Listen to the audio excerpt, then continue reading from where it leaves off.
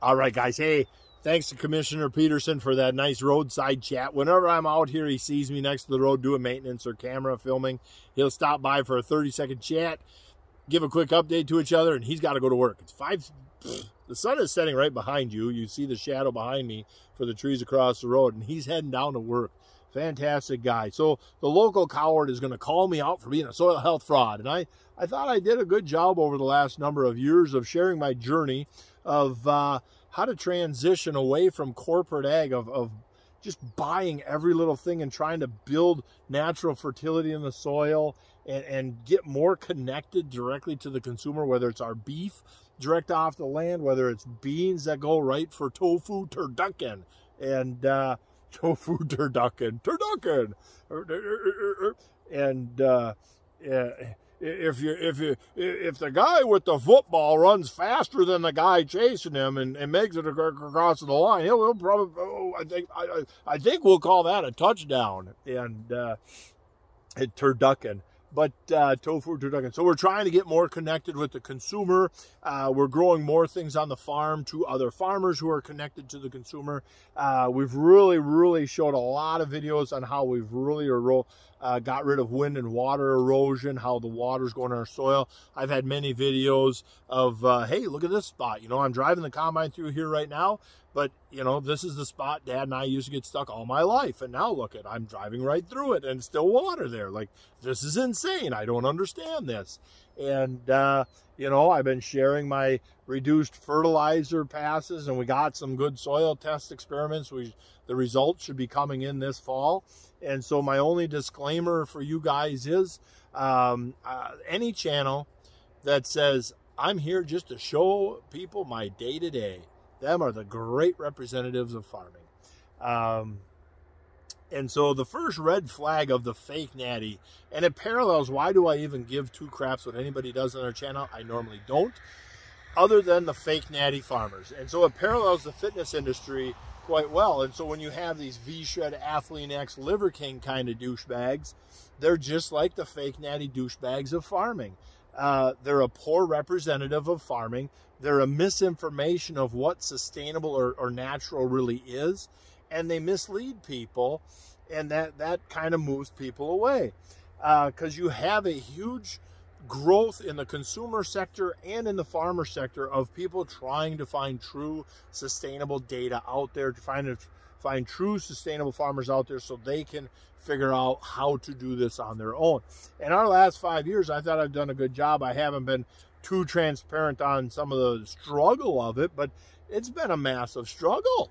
I mean, you take acres out of production to put it back to a pasture and put cows on it. I mean, it's 3, 4, 5 years before you get a nickel back. And the fencing and the well and all that kind of stuff. And then, you know, some of these fields, we've had some yield hits. We've had some fantastic successes. We're learning. We're getting better. You know, the fields are slowly getting better, but there's some fields that are a challenge. And so I hope this winter, next spring, we're at rock bottom.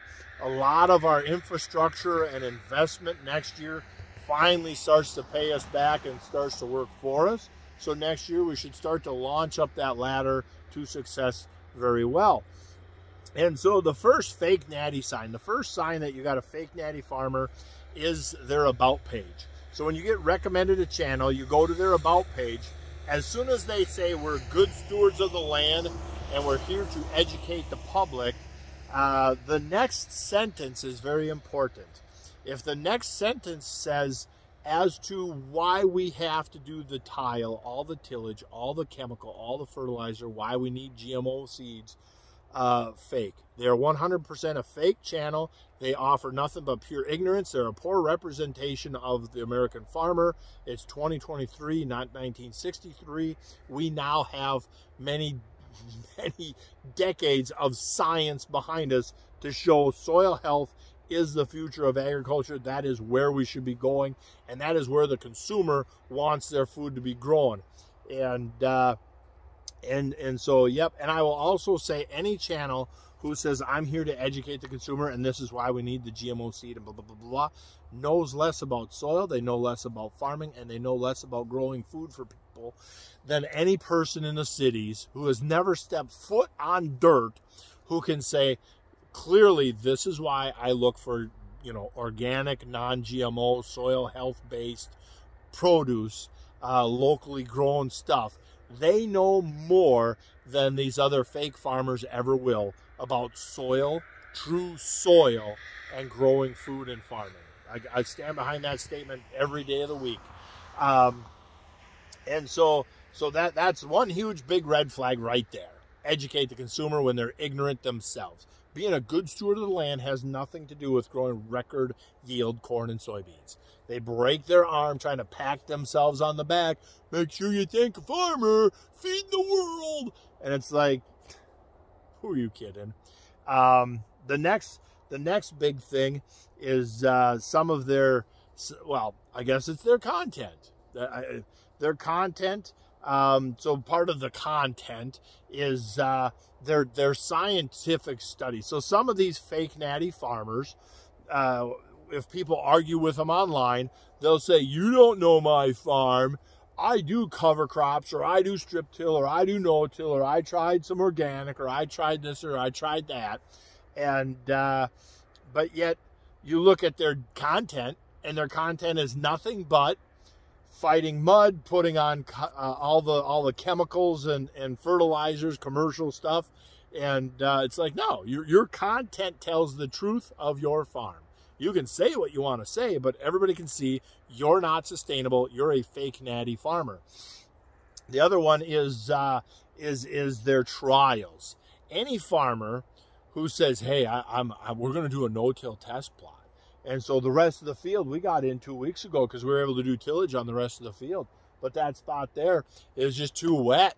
It's just too wet, so we weren't able to get in there. But now it's a week or 2 weeks later, so we're just going to no-till in there. We can drag the planter through and come with this fall, and you can see, does no-till work on my farm? And then in the fall, they'll do the video like, did no-till work on my farm? And they'll have a great thumbnail, and their video channel is just an echo chamber like, you're so smart, because it's just a bunch of ignorant people. And then they'll be like, look at that, the no-till yield 5 bushel less. And yeah, no crap, Sherlock. Like, who would expect it to do anything else? Like, that is the damn dumbest. You know, I've seen a lot of them over the years, and we're going to see if vertical tillage works, and then just drag vertical till through a mud hole and be like, oh, look at that, the yield was way down in that vertical till. That's why we got a disc grip. Like, you are the dumbest representatives of farming I have seen. I'm sorry to sound a little harsh, but it's true. Their content is the truth of what's happening, and even the ones that attempt to do some of this stuff, they cannot intelligently explain why they are trying to do this cover crop in this field. They can't tell you why they're trying to reduce tillage, or they're just using very general, broad term, cookie cutter, like, I'm just going to reduce water erosion and wind erosion and build soil health and blah, blah, blah, blah. And they have no clue what they're talking about, because the rest of their content is nothing but dead dirt, black dead dirt farming. And you know, you look at this spring, there's many people that claim to be good stewards of the land. And how did this spring grow? They had nothing green and growing. All they had was stuck again. Bob, you know, the hired man, stuck again. Got to get unstuck again. And mud, mud, mud. And then a month and a half later, what are they whining and crying about? Look at the drought. Look at the drought. It's like, you're fake. You're a fake natty farmer. And because sustainable farmers don't have content like that. Like I said, we have a content like, hey, this is where I've been stuck my whole life. Now in the last 5 years, I drive right through it. Hey, look at that. I reduced my nitrogen 30%, consumer. Hey, look at that. I didn't have to put fungicide or insecticide on the beans this year.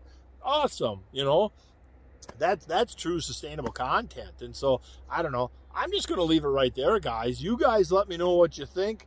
And about these fake natty farmers, these guys that are trying to use the sustainable and regenerative ag type stuff to promote themselves and get clicks and likes on social media. But they're a bad representative of farming in general, because their ignorance that they spew.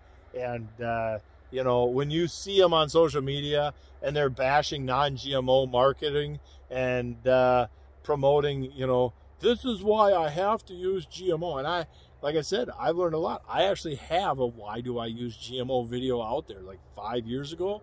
Now I can tear myself apart on that because I got educated.